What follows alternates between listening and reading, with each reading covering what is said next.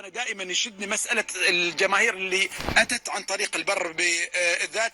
نرحب فيهم، تفضلوا شباب، ومجموعة أيضا جماهير أخرى أيضا تفضلوا. بداية نتعرف عليكم بشكل سريع. سيف الخروصي. مرحبا صدق. خصيب بن صالح الشكيلي. حياك ابو تركي. راشد صالح محمد الشكيلي. يا هلا، يا هلا وسهلا فيكم. نتعرف عليكم. حمد ناصر المعمري. حياك. مو ناصر المعمري. حمدان ناصر المعمري. حياكم الله ويا هلا وسهلا فيكم. قلتوا لي عن طريق البر ما شاء الله. نعم. كيف كانت الرحلة؟ والله رحلة زينة طيبة، والمكان الشوارع زينة ما شاء الله يعني. وصلنا بالسلام الحمد لله يعني. كانت متعة يعني في الطريق، كانت متعة، تعرف أجواء باردة والجو ممتع يعني. جميل.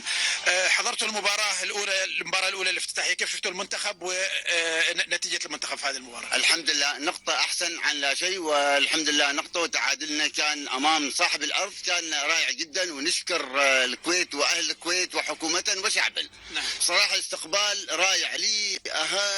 من عمان يستقبلونا بشكل ما تتصور. في أي سوق في أي مكان يحصلوك لازم إنهم يحاولوا يضيفوك معاهم، يستقبلوك، ضيافتهم الكريمة، وصراحة أهل كرم كثير جدا. وإن شاء الله المباراة الثانية فايزين 2-0.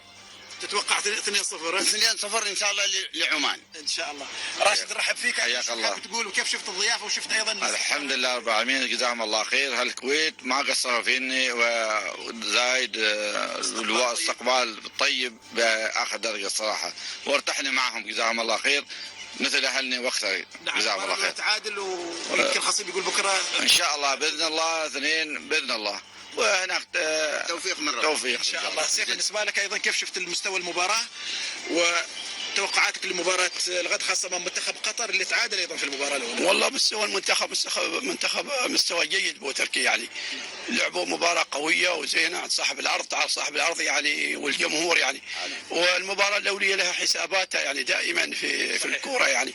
مباراتنا باكر مع قطر إن شاء الله نحن فايزين يعني. ان شاء الله. إذا ركز المنتخب كثير يعني في وسط الملعب يعني. جميل. شوية معنا تركيز، نريد تركيز في وسط الملعب. في المباراه الثالثه ان شاء الله بتكون ان شاء الله نحاول بنجلس يعني، موجودين يعني ان شاء الله موجودين، نحن بنتابع يعني. اذا بشرنا المنتخب باكر بفوز واكرمنا ان شاء الله بنستمر يعني، عشان تكون المعنويه عاليه يعني. ان شاء الله. نتمنى كل التوفيق للمنتخب ايضا شباب ما شاء الله.